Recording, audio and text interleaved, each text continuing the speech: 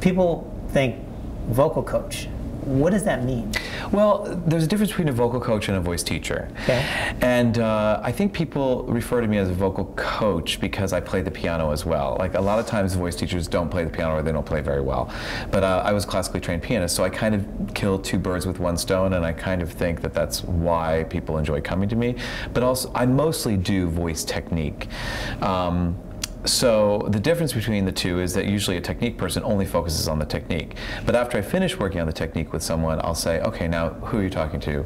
Why is this important? What are your stakes? You know, like I learned all that from working with teachers like Craig Carnelia, Alan Savage, Bob Krakauer here.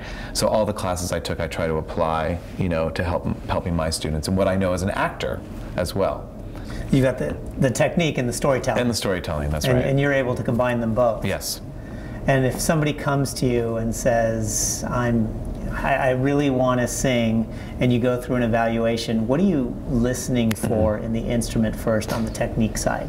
Well, it's you know, it's not just the voice. It's kind of funny with the YouTube sensation nowadays. My assistant Kara usually gathers when I get a new client request.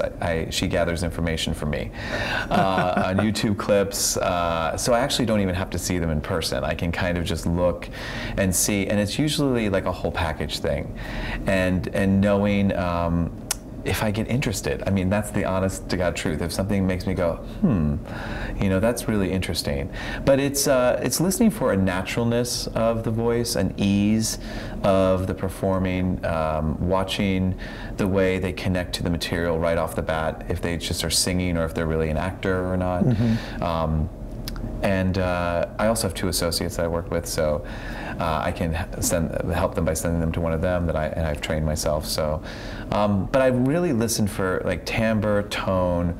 I'm watching like a million things at once. Watching how they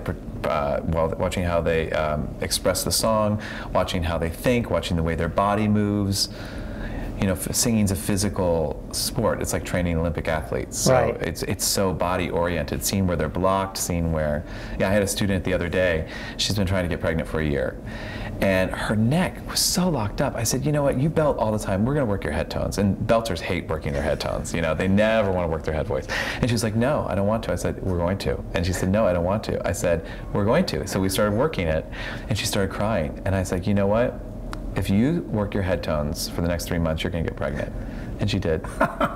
Because she was blocked. She was literally just blocked all through her neck. There was no way any spirit or anything could come into her, you know? You realize after people see this now, you're going to get a right. But you know, you do become a little bit, you can become extra sensitive to people's bodies and the energy in their bodies. And so I got a big thing of fat witch brownies from her because she says I'm a witch, but I'm not a witch.